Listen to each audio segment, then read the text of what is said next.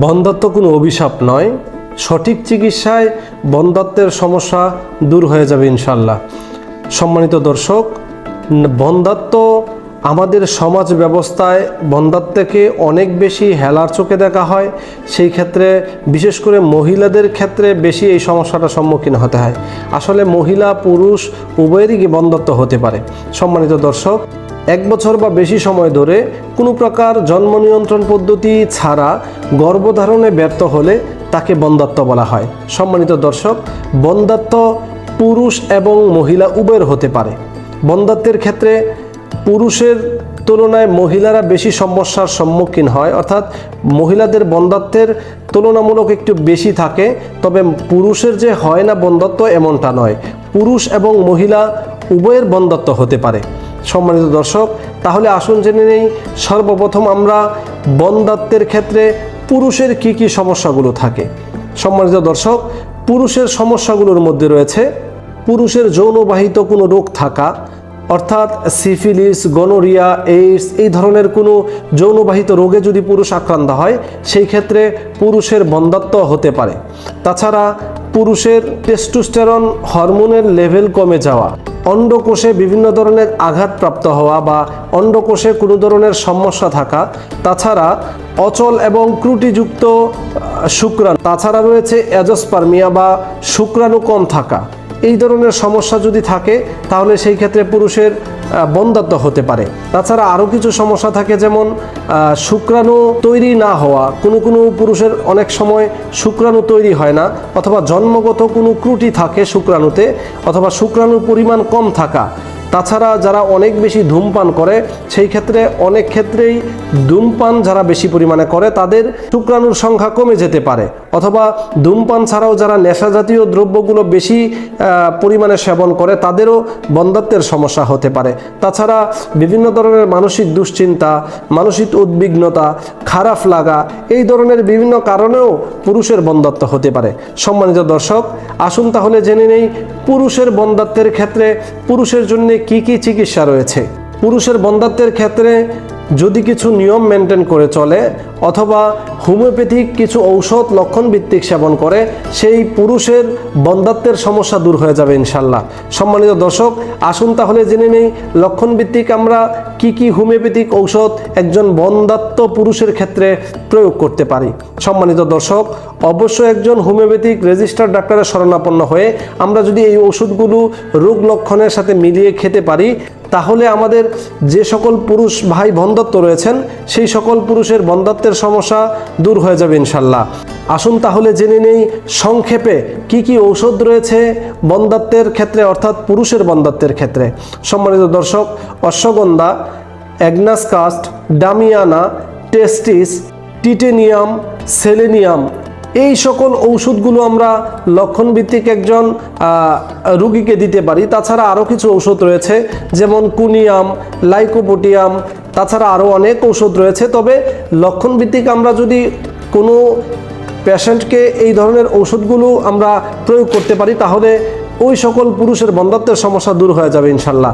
তাছাড়া বন্ধ্যাত্বের সমস্যা দূর করার জন্যে শুধুমাত্র ঔষধের উপর নির্ভর না হয়ে আমরা যদি কিছু রোগীকে খাবার খেতে দিই, অর্থাৎ কিছু খাবার যদি আমরা সাজেস্ট করি তাহলেও সেই খাবারগুলো খাওয়ার ফলেও পুরুষের বন্ধ্যাত্বের সমস্যা, যদি অ্যাজোস্পার্মিয়া থাকে বা শুক্রাণুর সংখ্যা কম থাকে সেই ক্ষেত্রে সেই পুরুষের শুক্রাণুর সংখ্যা বৃদ্ধি পাবে। সম্মানিত দর্শক, আসুন তাহলে জেনে নেই পুরুষের বন্ধ্যাত্বের ক্ষেত্রে অথবা পুরুষের শুক্রাণু যদি কমে যায় সেই ক্ষেত্রে কি কি খাবার সেই পুরুষের জন্য অত্যন্ত উপকারী এবং কার্যকরী। সম্মানিত দর্শক, এই খাবারের তালিকার মধ্যে অন্যতম হচ্ছে ডিম। প্রত্যেক পুরুষকে প্রতিদিন সকালবেলা একটি ডিম এবং রাত্রিবেলা একটি ডিম।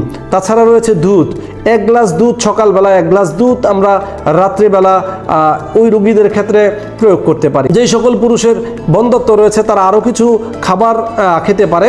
সেই খাবারের তালিকাগুলোর মধ্যে রয়েছে কলা, রসুন, পালং শাক, ডালিম, আপেল, সবুজ শাকসবজি, গাজর, জিঙ্ক জাতীয় খাবার, গরুর গোশত, তাছাড়া রয়েছে মধু, খেজুর, এই সকল খাবারগুলো যদি একজন বন্ধ্যাত্বর রোগী অর্থাৎ বন্ধ্যাত্ব পুরুষের ক্ষেত্রে প্রয়োগ করা যায়, অর্থাৎ বন্ধ্যাত্ব পুরুষ যদি নিয়মিত এই খাবারগুলো সেবন করে তাহলেও তার বন্ধ্যাত্বের সমস্যা দূর হয়ে যাবে ইনশাল্লাহ। সম্মানিত দর্শক, আমরা জেনেছি এতক্ষণ পুরুষের বন্ধ্যাত্বের ক্ষেত্রে কি কি সমস্যা হতে পারে বা কি কি সমস্যার কারণে পুরুষের বন্ধ্যাত্ব হয় এবং পুরুষের বন্ধ্যাত্বের হোমিওপ্যাথি চিকিৎসা এবং ঘরোয়া চিকিৎসা।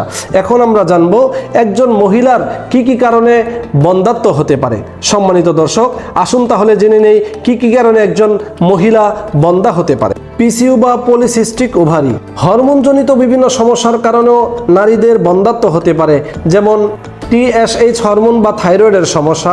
তাছাড়া রয়েছে প্রোলাক্টিন হরমোন, এই ধরনের হরমোনের কারণেও একজন নারী বন্ধ্যা হতে পারে। তাছাড়া রয়েছে যৌনবাহিত বিভিন্ন ধরনের সমস্যা, প্রস্রাবে ইনফেকশন অথবা সাদাস্রাব, লং টাইম যদি কোনো মহিলার সাদাস্রাব থাকে সেই ক্ষেত্রে ডিম্বাণুতে ডিমের সংখ্যা কমে যায় বা ডিম নষ্ট হয়ে যায়, এই কারণেও একজন মহিলার বন্ধ্যা হতে পারে। সম্মানিত দর্শক, তাছাড়া আরও রয়েছে অনিয়মিত মাসিক, অতিরিক্ত পরিমাণে শরীরের ওজন, যাদের অনেক বেশি ফ্যাট রয়েছে বা অনেক বেশি শারীরিক ওজন, সেই কারণেও একজন মহিলা বন্ধ্যা হতে পারে। জন্মগত কিছু ত্রুটি থাকে, সেই জন্মগত ত্রুটিগুলোর মধ্যে রয়েছে জন্মগতভাবে জরায়ু না থাকা, জন্মগতভাবে ডিম্বাণু ছোট থাকা, তাছাড়া ডিম্বাণু নিয়ম মাফিক বা প্রত্যেক মাসে মাসে ডিম্বাণু থেকে ডিম প্রস্ফুটিত হয়ে বের হয়ে না আসা, তাছাড়া অনেক ক্ষেত্রে প্রচুর পরিমাণে মানসিক দুশ্চিন্তা, মানসিক উদ্বিগ্নতা, মানসিক টেনশন,